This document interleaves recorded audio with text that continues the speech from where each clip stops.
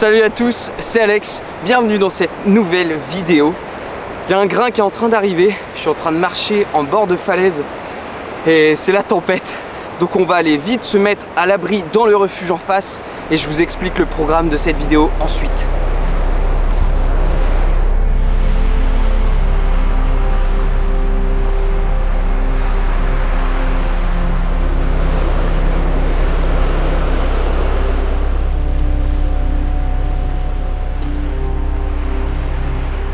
Et nous arrivons donc au refuge. Ah, ça n'a pas changé depuis que je suis venu. Hop, je vais fermer. Nous y voilà. Notre bercail pour cette nuit. Par gros temps, ça fait du bien d'avoir 4 murs autour de soi. Et regardez la vue. Alors, je sais pas si vous voyez bien à travers la vitre, mais voilà, on est vraiment sur une pointe avec l'océan Atlantique juste devant nous, qui est actuellement en furie. Là, il y a un petit coin popote, cuisine, la table de salon, il y a un globe avec plein d'objets d'aventure, j'aime beaucoup, avec des dessins sur les murs. En haut, c'est où je vais dormir. Le vieil homme et la mer, excellent. Oh, One Piece. Pour ceux qui ont la ref, ça correspond bien avec l'ambiance.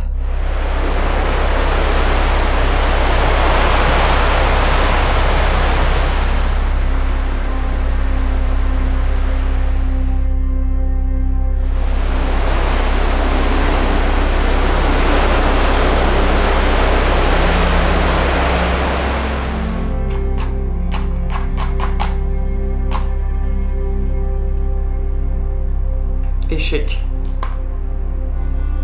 Voilà, ambiance cocooning, malgré la tempête. Donc maintenant qu'on est bien au chaud, protégé du vent avec notre petite bougie, je vais pouvoir vous expliquer ce qu'on va faire dans cette vidéo. Je vais donc passer ma nuit dans ce refuge, loin du tumulte des hommes. Et demain matin, aux premières lueurs du jour, nous allons explorer la lande qui se situe juste derrière, à flanc de falaise, et peut-être voir des animaux, des oiseaux, etc. Et ensuite, on va aller voir une colonie de cormorans huppés. Bref, voilà pour le programme. Je vais aller monter en haut, installer mon lit, et puis on va se faire une petite popote, tranquillement.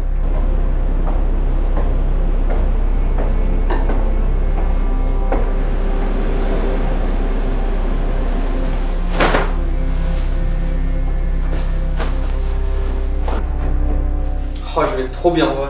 La vue de demain matin va être exceptionnelle. Surtout que normalement, on a beau. La tempête sera passée dans la nuit. Faut juste que j'arrive à dormir parce qu'ils annoncent quand même beaucoup plus de vent qu'à l'heure actuelle en pleine nuit. Donc ça risque de me réveiller. Et là je sens déjà la maison qui tremble à cause du vent, quoi.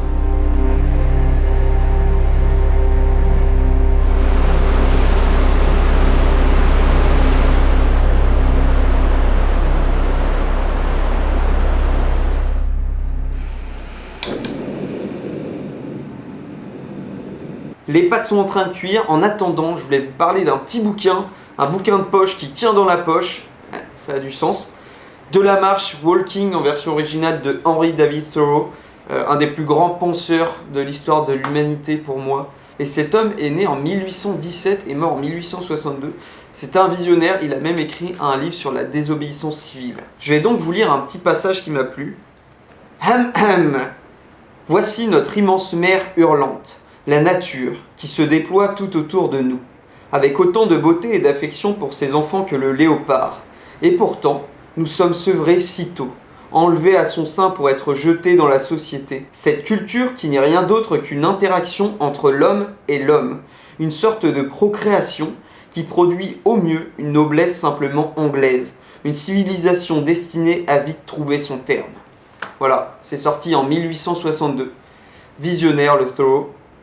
Donc je vous invite à lire ses œuvres, dont Walden, La vie dans les bois, qui est une bible, voilà, pour les gens qui aiment vivre dans les bois, et pas que, pour les gens qui se posent des questions, les philosophes, ceux qui veulent vivre une vie plus simple et plus heureuse, tout simplement. Je pense que mes pâtes vont bientôt être prêtes, je vais m'occuper de ça plutôt que de philosopher. Ça y est, me voilà paré à dormir. Je pense que je vais être trop bien et j'ai regardé le vent.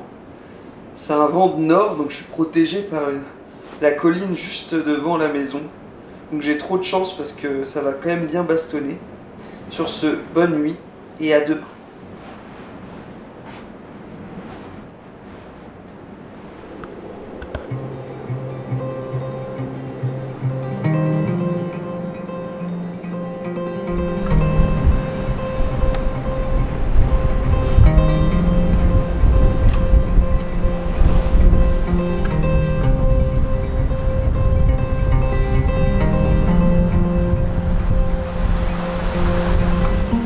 Bon matin à tous, j'espère que vous m'entendez bien. Bon, la nuit a été mitigée. C'est pour ça, là, il est déjà 9h30. J'ai pris un peu de retard. Moi qui voulais me lever aux aurores pour avoir plus de chances de voir des animaux. La nuit a été très ventée, plus que je ne pensais. J'avais l'impression de faire le Vendée Globe et être sur un voilier au large. Je suis en train de marcher sur le sentier. C'est magnifique. Le soleil est là comme prévu. Il y a des belles vagues, des oiseaux. Et on va essayer de les photographier et les prendre en vidéo.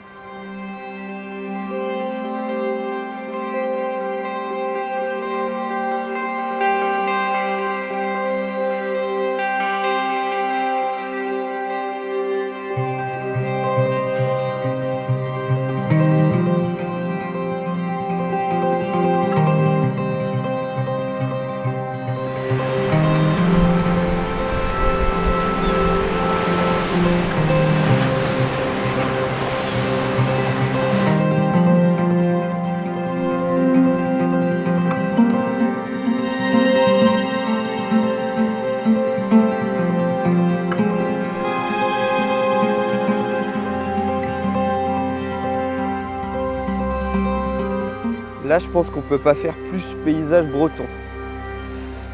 Les vagues, les roches, les ajoncs, la bruyère, les couleurs vertes, brunes, avec les fougères qui ont bruni avec l'automne et l'hiver. Je vais rebrousser chemin parce que j'ai un petit peu de route pour atteindre ensuite la colonie de cormorans huppés.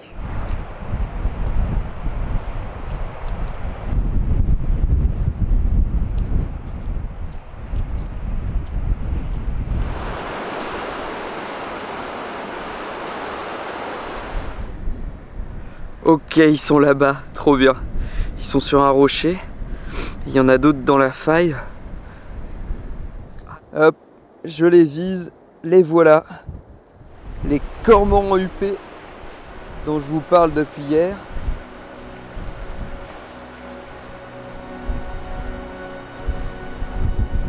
Et donc les cormorans, ils se mettent comme ça au soleil et des fois on les voit étendre leurs ailes. C'est parce que leur plumage n'est pas imperméabilisé, contrairement à d'autres oiseaux marins. Donc ils sont obligés de se sécher. Ceux qu'on voit souvent, c'est les grands cormorans qui sont un peu plus grands et qui sont plus inféodés aux lacs, rivières, fleuves, l'eau douce. Et eux, les cormorans huppés, sont plus inféodés au milieu marin. C'est là qu'ils nichent, à flanc de falaise. Et j'étais venu au printemps, il y avait les jeunes. C'est une belle colonie.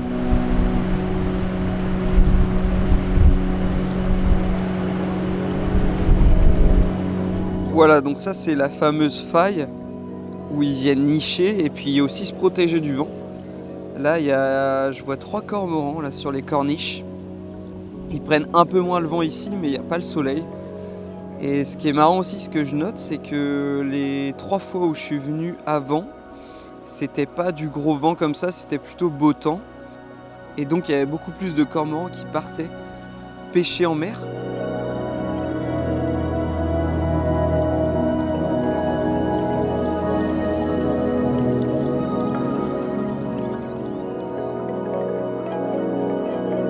Je trouve que c'est un oiseau vraiment magnifique, avec son œil couleur jade, couleur vert, son bec bien jaune, sa huppe. Et au même titre que les pigeons, corneilles, corbeaux, pies, on peut se dire qu'ils ont juste un plumage noir, mais en fait, en fonction de la lumière, leur plumage prend une couleur un peu verte, violette, bleue. C'est vachement beau. Et eux, ils ont le plumage noir, mais avec la lumière ça devient vert, verdâtre. Là c'est très très beau, un peu métallique. Les cormorans vivent pas seuls dans la faille. C'est marrant parce qu'il y a toute une colonie aussi de pigeons bisets. Donc c'est les pigeons des villes, parce que je ne sais pas si vous savez, mais il y a deux types de pigeons. Les pigeons ramiers qui sont plus de la campagne, les campagnards, et les pigeons bisets qu'on retrouve à Paris dans les grandes villes. Et là, donc c'est des bisets, c'est assez marrant. Il y a aussi des choucas des tours, avec leurs yeux bleus clairs magnifiques, et les goélands. C'est assez intéressant de voir tout ce petit monde qui vit ensemble. C'est beau. Par contre, j'espère vraiment que les plants ne vont pas trop bouger parce que le vent est très fort. Et actuellement, j'ai vraiment très froid. Donc, je pense que je vais rester encore quelques minutes, les observer et puis on repartira tranquillement.